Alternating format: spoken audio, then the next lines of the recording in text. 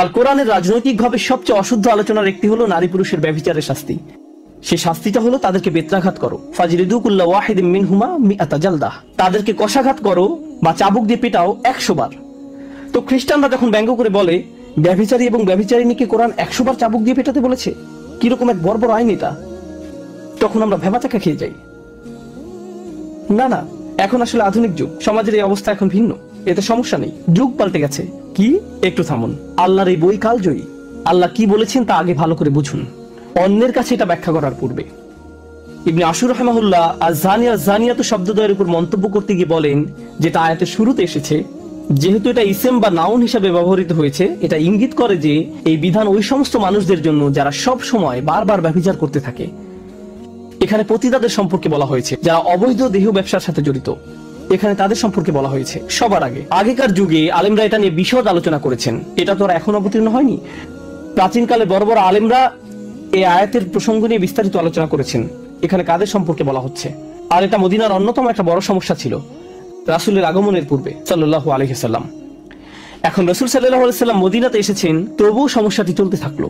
তাই কোরআনকে এই শহরে আগে থেকে চলে আসা একটি সমস্যা নিয়ে মন্তব্য করতে হয়। সমস্যাটা এতটাই প্রকট ছিল যে এই অংশটা গুরুত্বপূর্ণ। আমার মনে হয় এখানে উপস্থিত সবাই জেনে থাকবেন যে 4 জন সাক্ষী উপস্থিত করা ছাড়া ব্যভিচারের শাস্তি দেওয়া যায় না। আপনারা সবাই এটা শুনে থাকবেন হয়তো, 4 জন সাক্ষী থাকতেই হবে। এখন মাথায় সামান্যতম বুদ্ধি আছে এমন যে কোনো মানুষ এটা বুঝবে যে 4 জন ব্যক্তি সামনে রেখে কেউ কখনো এমন কাজ করে না। 4 জন সাক্ষীর সামনে কেউ এই কাজ কখনো করবে না। 4 জন সাক্ষী থাকার একমাত্র সম্ভাব্য ক্ষেত্র হলো আপনি যদি রাস্তাঘাটে জনসম্মুখে এই অপকর্ম করেন। আধুনিক আইনের ভাষায় যাকে বলে জনসম্মুখে অশ্লীল কার্যকলাপ। অনেক দেশে এই ধরনের আইন রয়েছে, জনসম্মুখে অশ্লীল কার্যকলাপ প্রতিরোধে আইন রয়েছে। প্রকৃতপক্ষে এই ধরনের কিছু যদি এখনকার রাস্তায় ঘটে, টেক্সাসের আইন রয়েছে এদেরকে গ্রেফতার করার এবং শাস্তি দেওয়ার। এখানে অপকর্ম যদি বিমানে ঘটে, তখন আইন রয়েছে কয়েক বছর জেলে কাটাতে হবে। অতএব এটা ইসলাম কর্তৃক নতুন কিছু প্রবর্তন নয়, এমন নয় যে ইসলাম এটা নতুন ভাবে এনেছে, আগে কেউ কখনো এমন আইনের কথা শোনেনি। বস্তুত এই পৃথিবীর সকল সভ্য জাতির জনসম্মুখে অশ্লীল কার্যকলাপ প্রতিরোধে আইন রয়েছে, তাদের আছে। আর তাই কোরআনেরও আছে, কারণ কোরআন একটি নতুন সভ্যতার উন্মেষ ঘটাতে যাচ্ছে, ইমানদারদের নিয়ে একটি নবসভ্যতার জাগরণ ঘটাতে যাচ্ছে।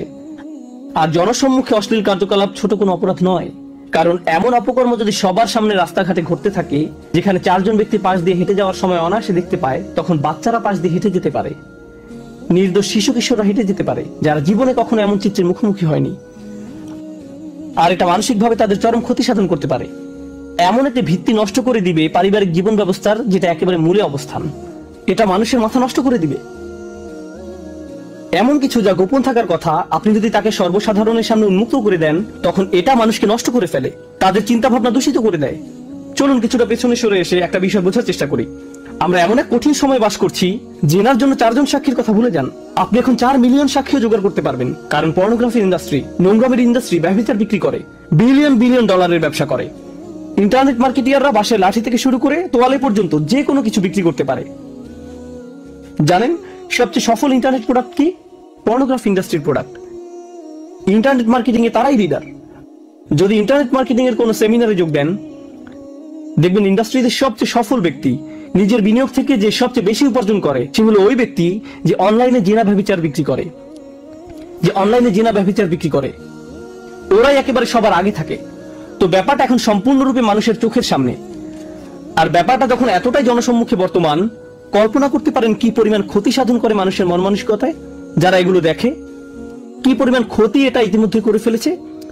কত লক্ষ কোটি শিশুরা মানসিকভাবে ক্ষতিগ্রস্ত হয়েছে, কত কিশোর কিশোরীর মন মানসিকতা নষ্ট করে দিয়েছে এই অসভ্যতা, কত শত বিবাহ ধ্বংস হয়ে যাচ্ছে এই নোংরা চিত্রগুলো জনসম্মুখে ভেসে বেড়ানোর কারণে। এই অসভ্য চিত্রগুলো চোখের সামনে না এসে পড়াটা এখন কতটা প্রায় অসম্ভব হয়ে দাঁড়িয়েছে, যত চেষ্টাই আপনি করেন না কেন। কারণ অগণিত অর্থ ব্যয় করা হচ্ছে এটা নিশ্চিত করার জন্য যে আপনি যেন এরকম কিছু একটা দেখতে বাধ্য হন। তাই কোরআন এসে বলেছে এটা খুবই সংকটজনক এক সমস্যা, যার রয়েছে খুবই ক্ষতিকর এবং ধ্বংসাত্মক প্রভাব। মানুষের বুদ্ধিতে জট পেকে যাবে, এগুলো তাদের চিন্তা ভাবনাগুলো গুলিয়ে ফেলবে, মাথা নষ্ট করে দিবে। তাদের দ্বারা এমন সব অপরাধ সংঘটিত হবে যে এমনকি বুঝেও আসবে না।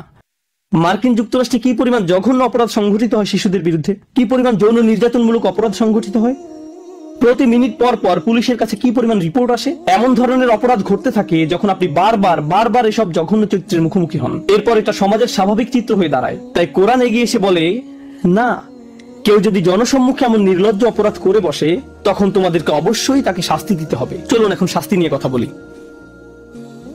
তাদেরকে হত্যা করতে বলা হয়নি, তাদেরকে চাবুক পেটা করতে বলা হয়েছে 100 বার। আর যখন 100 বার চাবুক পেটা করা হয়, আল্লাহ আজ্জা ওয়া জাল্লা শুধু বলেননি চাবুক পেটা করো, এতেই সমস্যা শেষ।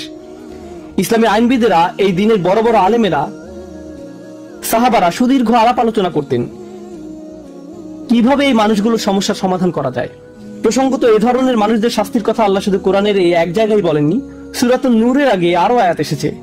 সূরাতুন নূরের বেশ পূর্বে সূরাতুন নিসায় এসেছে, আল্লাযানি ইয়াতিয়ানিহা মিনকুম ফাআযুহুমা, আর তোমাদের মধ্যে থেকে যে দুজন অপকর্ম করবে। কোন লোক ইসলাম গ্রহণ করলো সে সময়ের মদিনাতে, সে ইসলাম গ্রহণ করলো, বা কোনো মেয়ে ইসলাম গ্রহণ করলো, কিন্তু ইসলাম গ্রহণ করার পূর্বে তারা বয়ফ্রেন্ড গার্লফ্রেন্ড ছিল, তারা বিবাহ বন্ধনে আবদ্ধ ছিল না। বিয়ে ছাড়া যে এমন সম্পর্ক স্থাপন করা যাবে না তা তারা জানতো না, কারণ তারা মুসলিম ছিল না। এখন হঠাৎ করে তারা ইসলাম গ্রহণ করে ফেললো। শাহাদা গ্রহণ করার পর এক রাতের মধ্যেই তারা বিশাল ধার্মিক হয়ে গেছেন, ব্যাপারটা এমন নয়। তারাও মানুষ ছিলেন, তারা ধীরে ধীরে ধার্মিক হয়ে উঠছেন। যেমন আল্লাহ নিজেই বলছেন, লা তারকাবুন্না তাবাকান আন তাবাক, তোমরা অল্প অল্প করে নিজেদের উন্নত করে তুলবে। তাই আল্লাহ এমন ধরনের দৃশ্যপটের কথা আলোচনা করেছেন। রাসূলের মাদানী জিন্দেগির একেবারে শুরুর দিকে এমনকি কোনো মুসলিমও হয়তো এই ধরনের কোনো ভুল কাজ করে ফেলতে পারে। কোনো যুবক ছেলে নফসের তাড়না বিয়ে ছাড়াই কিছু একটা করে ফেললো, সে এখনো বিয়ে করেনি, কিন্তু একটি মেয়ের সাথে সে কিছু একটা করে ফেললো। এখন এদেরকে নিয়ে কি করবেন? কোরআনের আয়াত অবতীর্ণ হলো, যা এই আয়াতগুলো দ্বারা মানসুখ হয়ে গেছে অনেক আলেমের অভিমতে। তাদের জন্য কোন ধরনের শাস্তি নির্ধারণ করা হয়েছিল? আল্লাযানি ইয়াতিয়ানিহা মিনকুম, আর তোমাদের মধ্যে থেকে যে দুজন অপকর্ম করবে, ফাআযুহুমা, তাদেরকে শাস্তি প্রদান করো। কিভাবে শাস্তি দিতে হবে তা আল্লাহ বলেননি, তিনি শুধু বলেছেন তাদেরকে শাস্তি প্রদান করো। তো সাহাবারা এটা নিয়ে দীর্ঘ আলোচনায় লিপ্ত হতেন। ইবনে আব্বাস রাদিয়াল্লাহু তাআলা আনহু এবং কয়েকজন সাহাবা বলতেন, আল্লাহ হয়তো এখানে তাদেরকে বকাঝকা করার কথা বলছেন, তাদেরকে ডেকে এনে ধমক দিয়ে বলো, কিভাবে তোমরা এমন কাজ করতে পারলে। অন্য কেউ বলতেন, আমাদের উচিত একটি লাঠি দিয়ে তাদের পায়ের নিম্নাংশে পেটানো 10 বারের মতো, তখন এটাই হবে তাদেরকে কষ্ট দেওয়া। তাদেরকে চাবুক পেটা বা কাটা ছেঁড়ার কথা কেউ কখনো চিন্তাই করেনি। উল্টো করে ঝুলিয়ে রাখা বা পাথর মারার কথাও কেউ চিন্তা করেনি। না না না, তখন এই ধরনের কোনো বিধান আসেনি। তারা যুবক বয়সের তাড়নায় একটি ভুল করে ফেলেছে, ব্যাপারটাকে সহজভাবে গ্রহণ করুন। তারা মাত্র কিছুদিন হলো ইসলাম গ্রহণ করেছে, ভুল কাজটা ঘটে গেছে, ঠিক আছে, তাদেরকে তিরস্কার করতে হবে। প্রসঙ্গত এটা কোরআনেরই বিধান, ফাইন তাবা ওয়া আসলাহা ফাআরিদু আনহুমা, অতঃপর যদি তারা তওবা করে এবং বলে যে আমরা আর কখনো এমন কাজ করব না, বা যদি তাদের বিয়ে হয়ে যায় তবে তাদেরকে ছেড়ে দাও। এটা নিয়ে আর বাড়াবাড়ি করতে যেও না। ফাআরিদু আনহুমা, তাদেরকে উপেক্ষা করো, তাদের ব্যাপারে নিবৃত্ত হও। ইন্নাল্লাহা কানা তাওয়াবার রহিমা, নিশ্চয়ই আল্লাহ অতিশয় তওবা কবুলকারী, পরম দয়ালু। তাদেরকে স্বাভাবিক জীবনযাপন করতে আর বাধা দিও না। তারা বড় একটি ভুল করেছে, কিন্তু এখন তাদেরকে অন্য সবার মতো স্বাভাবিকভাবে চলতে দাও। তাদেরকে আর অপমানিত করো না, যা করার তা ইতিমধ্যে করেছো। পরবর্তীতে যখন শাস্তির আয়াত অবতীর্ণ হয়, এমনকি তখনও 4 জন সাক্ষীর প্রয়োজন ছিল, তো পরবর্তীতে আরো কঠোর বিধান অবতীর্ণ হয়। যদি এর পরেও কিছু ঘটে, চাবুক পেটা করতে হবে, কষাঘাত করতে হবে। কিভাবে তা করা হবে? হয়তো ভাবছেন চামড়ার তৈরি বিশাল এক চাবুক নিয়ে খটাস খটাস আঘাত করা হবে, ফলে মানুষটার পিঠ থেকে চামড়া ছিঁড়ে রক্ত বের হবে। এরকম কষাঘাত চলবে 100 বার। 10 বারের মাথায় হয়তো লোকটা মরে যাবে। না না না, একটু থামুন। ইসলামী আইনবিদগণ এটা নিয়ে ব্যাপক আলোচনা করেছেন। তারা বলেছেন অতি গরম কোনো দিনে চাবুক মারা যাবে না, বা অতি শীতের দিনেও নয়, কারণ চামড়া তখন বেশি স্পর্শকাতর থাকে। রোদের মধ্যে দাঁড় করিয়েও নয়, কারণ আল্লাহ তাদেরকে এমন শাস্তি দেওয়ার ইচ্ছা করেননি। যে ব্যক্তি চাবুক পেটা করবে তার বগল যেন দৃষ্টিগোচর না হয়, সে যেন এভাবে পূর্ণ শক্তিতে না পেটায়। বিশাল দেহের অধিকারী মানবরূপী কোনো দানবকে নিয়ে আসতে হবে, সে কঠোরভাবে পেটাতে পারবে। না না, মূল উদ্দেশ্য এটা নয়। বস্তুত এ শাস্তি অনেকটাই আনুষ্ঠানিকতা মাত্র। ইসলামের ইতিহাসে এ শাস্তি বাস্তবায়িত হয়েছিল মাত্র, প্রসঙ্গত ইসলাম মহাদেশের পর মহাদেশ জুড়ে ছড়িয়ে পড়েছিল। আপনারা জানেন সেটা। গত 1400-1500 বছর যাবত কোটি কোটি মানুষ ইসলামের ছায়াতলে আশ্রয় গ্রহণ করেছিল। গোটা সময়টা জুড়ে সম্ভবত 3-4 বারের এমন ঘটনা ঘটার রেকর্ড পাওয়া যায়। আর শাস্তি কার্যকর করার মতো একটা উপলক্ষ তৈরি হয়নি। এটা ইসলামের ইতিহাস। মহাদেশের পর মহাদেশ জুড়ে কিন্তু যদি কখনো শাস্তি দেওয়ার মতো উপলক্ষ তৈরি হয়, মনে রেখো চাবুক মারার সময় বগল যেন দৃষ্টিগোচর না হয়। শরীরের কোনো জায়গায় আঘাত করলে যদি তা প্রাণঘাতী হয়ে যাবার সম্ভাবনা দেখা দেয়, সেখানে আঘাত করো না। যদি আঘাতের ফলে শরীরের কোনো অংশ ফেটে যায়, দ্বিতীয়বার সেখানে আঘাত করো না। মুখে আঘাত করো না, স্পর্শকাতর কোনো স্থানে আঘাত করো না। এভাবে পুঙ্খানুপুঙ্খ নির্দেশ দেওয়া হয়েছে। কিন্তু এটা আসলে আমার খুতবার মূল বিষয়বস্তু নয়। এই শাস্তি ব্যাখ্যা করার জন্য আজকের খুতবার অবতারণা করা হয়নি। ব্যাপারটা হলো, আল্লাহ সিদ্ধান্ত নিয়েছেন জনসম্মুখে অশ্লীল কার্যকলাপ বড় ধরনের অপরাধ, কারণ এটা সমাজ নষ্ট করে ফেলে, তাই এর জন্য শাস্তি দিতে হবে। এখানে মূলনীতি হলো, বিভিন্ন ধরনের পাপ রয়েছে, কিন্তু আপনি যদি এমন ধরনের পাপে নিমজ্জিত হন যা সমাজ নষ্ট করে ফেলে, তাহলে এই দুনিয়াতেই আপনাকে এর জন্য শাস্তি পেতে হবে। আপনি এমন অনেক পাপ করি যা শুধু আমাদের নিজেদের ক্ষতি করে। এতে শুধু আমরা ব্যক্তিগতভাবে ক্ষতিগ্রস্ত হই, আর এর জন্য কিয়ামতের দিন আমাদেরকে আল্লাহর নিকট জবাব দিতে হবে। আমাদের সেজন্য এই পৃথিবীতে শাস্তি দেওয়া হয় না। শরীয়ত আপনার জন্য কোনো শাস্তি নির্ধারণ করে না এই দুনিয়াতে, কারণ ক্ষতিটা শুধু আপনার নিজের বা পরিবারের মধ্যে সীমাবদ্ধ এমন কিছু। কিন্তু আপনি যখন এমন কোন অপরাধ করেন যা অন্যদের যন্ত্রণা দেয়, অন্যদের ক্ষতি করে, সমাজ নষ্ট করে ফেলে, তখন ইসলামের জন্য সামাজিক শাস্তির বিধান রয়েছে। আপনার সব কাজের জন্য আল্লাহ আপনাকে শাস্তি দিতে আগ্রহী নন। আমাদের ধর্ম এমন নয়। আপনি অন্য কিছুর সাথে তালগোল পাকিয়ে ফেলছেন। এখন যদি এই ব্যাপারটা ভালোভাবে বুঝতে সক্ষম হন, তাহলে আমার আজকের খুতবার একেবারে মূল বিষয়বস্তুটা শুনুন। যে বিষয়টা আমি বোঝাতে চাই, কতবার চাবুক পেটা করতে হবে? 100 বার। এরপর আল্লাহ আরেকটি অপরাধের কথা উল্লেখ করেন, যা প্রায় জিনার মতোই জঘন্য, প্রায় জিনার মতোই খারাপ, কারণ সে অপরাধের জন্য 80 বার চাবুক পেটা খেতে হবে। 80 বার। ব্যবহারিক দৃষ্টিকোণ থেকে বলতে গেলে, কাউকে যদি 100 বার কষাঘাত করা হয় এবং অন্য একজনকে 80 বার, এর মাঝে আসলে তেমন কোনো পার্থক্য নেই। উভয় ক্ষেত্রেই ব্যাপারটা অপমানজনক, উভয় ক্ষেত্রেই বিব্রতকর। প্রসঙ্গত, আমি পূর্বের আয়াতের শেষাংশে উল্লেখ করিনি, যখন চাবুক পেটা করা হচ্ছে আল্লাহ বলেন, ওয়ালিয়াশহাদ আযাবাহুমা তাইফাতুম মিনাল মুমিনিন। সবার আগে ওয়ালা তাখুযুকুম বিহিমা রাফাতুম ফি দীনিল্লাহ, আল্লাহর আইন কার্যকর করার ব্যাপারে তাদের প্রতি দয়া মায়া তোমাদেরকে যেন প্রভাবিত না করে। অন্য কথায়, এমনকি যে ব্যক্তি শাস্তি কার্যকর করে তারও খারাপ লাগে এবং বলে, আমি এটা করতে চাই না। আর আল্লাহ বলছেন, আমি জানি তুমি এটা করতে চাও না, কিন্তু তবু তোমাকে এটা করতে হবে। আল্লাহ তাকে কঠোর হতে বলছেন না। আল্লাহ তাকে বলছেন, আমি স্বীকার করে নিচ্ছি তোমার পাপী মুসলিম ভাইয়ের জন্য তোমার দরদ রয়েছে। আমরা এই আয়াত থেকে শিখছি, এমনকি যে মানুষেরা এমন জঘন্য কাজ করে জনসম্মুখে, এমনকি সেসব মুসলিম ভাই বোনদের জন্য আমাদের মনে বেশি ভালোবাসা এবং রহমা রয়েছে, যে আমরা এমনকি তাদেরকে শাস্তিও দিতে পারি না তাদের প্রতি রহমা এবং রফা অনুভব করা ছাড়া।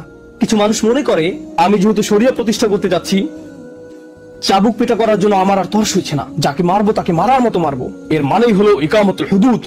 কোন কোরআন অধ্যয়ন করছো তুমি? অন্যদিকে আল্লাহ আজ্জা ওয়া জাল্লা তোমার নিকট বর্ণনা করছেন, তোমার মুসলিম ভাই বোনের জন্য তোমার অন্তরে ইতিমধ্যে অনুকম্পা রয়েছে।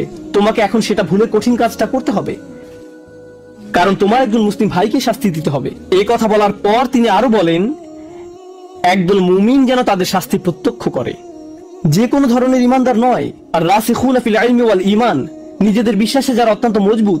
তিনি এভাবে বলেননি আল্লাযীনা আমানু, তিনি বলেছেন মুমিনিন। সুতরাং পরিপক্ক ইমানদারদের একটি দল যেন তাদের শাস্তি প্রত্যক্ষ করে। তাহলে পরিপক্ক ইমানদারেরা তথা ইবাদতকারীরা, আধ্যাত্মিক দিক থেকে পূর্ণতা প্রাপ্তরা, বয়স্ক মানুষেরা, প্রজ্ঞাবান মানুষেরা এই শাস্তি প্রত্যক্ষ করছে।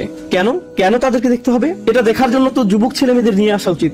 এই যে তোমরা ভুলেও কাজ করতে যেও না, করলে কেমন শাস্তি পেতে হবে দেখতে পাচ্ছ তো। কিন্তু আল্লাহ এটা বলেননি। আল্লাহ বলেছেন মুমিনদের নিয়ে এসো। ইবনে কাইয়িম সহ বড় বড় আলেমরা এই ব্যাপারটা নিয়ে মন্তব্য করেছেন, যে কারণে মুমিনদের নিয়ে আসা উচিত, যেন মুমিনরা এই শাস্তিপ্রাপ্ত ব্যক্তির জন্য দোয়া করতে থাকেন। কারণ সে তো এখনো মৃত্যুবরণ করেনি, এখনো সে জীবিত। আল্লাহ যদি তার জন্য জাহান্নাম নির্ধারণ করে ফেলতেন, তাহলে তাকে আর নিঃশ্বাস নিতে দিতেন না। যতক্ষণ পর্যন্ত তার নিঃশ্বাস চালু আছে, তার জন্য তওবার দরজা খোলা আছে। তার পাপের প্রায়শ্চিত্ত তো সে দুনিয়াতেই করে ফেলছে। এখন মানুষের দোয়া তার কাজে আসতে পারে। ইয়া আল্লাহ, তাকে ধৈর্য দান করুন, তাকে তাওবা দান করুন, তার তাওবা কবুল করে নিন, সে যেন সামনের দিনগুলোতে ভালোভাবে পার করতে পারে। আখিরাতে তাকে উত্তম পরিণতি দান করুন। যারা এই শাস্তি প্রত্যক্ষ করবে, তারা ঠিক এভাবে দোয়া করবে। বিদ্রুপ করা দর্শনার্থীদের কাজ নয়, তাদের কাজ এটা নয়। কোরআনের শিক্ষা এমনই।